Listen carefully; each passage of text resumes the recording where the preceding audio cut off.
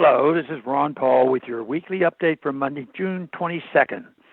In a sign that the Federal Reserve is growing increasingly desperate to jumpstart the economy, the Fed's secondary market credit facility has begun purchasing individual corporate bonds.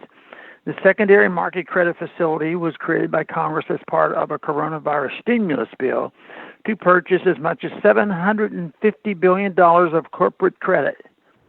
Until last week, the secondary market credit facility had limited its purchases to exchange-traded funds, which are bundled groups of stocks or bonds. The bond purchasing initiative, like all Fed initiatives, will fail to produce long-term prosperity. These purchases distort the economy by increasing the money supply and thus lowering interest rates, which are the price of money. In this case, the Fed's purchase of individual corporate bonds enables select corporations to pursue projects for which they could not otherwise have obtained funding. This distorts signals sent by the market, making these companies seem like better investments than they actually are, and thus allowing these companies to attract more private investment. This will cause companies to experience a Fed-created bubble.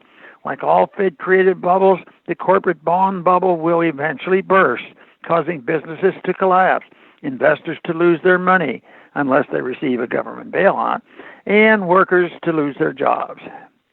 Under the law creating the lending facility, the Fed does not have to reveal the purchases made by the new facilities. Instead of allowing the Fed to hide this information, Congress should immediately pass on the Fed bill so people can know whether a company is flush with cash because private investors determined it is a sound investment or because the Fed chose to invest in its bonds. The Fed could and likely will use this bond buying program to advance political goals.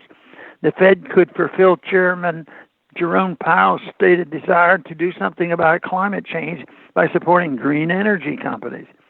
The Fed could also use its power to reward businesses that, for example, support politically correct causes, refuse to sell guns, require their employees and customers to wear masks, or promote unquestioning obedience to the warfare state. Another of the new lending facilities is charged with purchasing the bonds of cash-strapped state and local governments. This could allow the Fed to influence the policies of these governments. If it is not wise to reward spendthrift politicians with a federal bailout, whether through Congress or through the Fed, why would these lending facilities provide enough money to the Federal Reserve, the ability to give money directly to business and governments? The Fed is now just one step away from implementing Ben Bernanke's infamous suggestion that if all else fails, the Fed can drop money from a helicopter. These interventions will not save the economy. Instead, they will make the inevitable crash more painful. The next crash can bring about the end of the fiat monetary system. The question is not if the currency and the monetary system ends, but when. The only way Congress can avoid the Fed causing another Great Depression is to begin transitioning to a free market monetary system by auditing, then ending the Fed.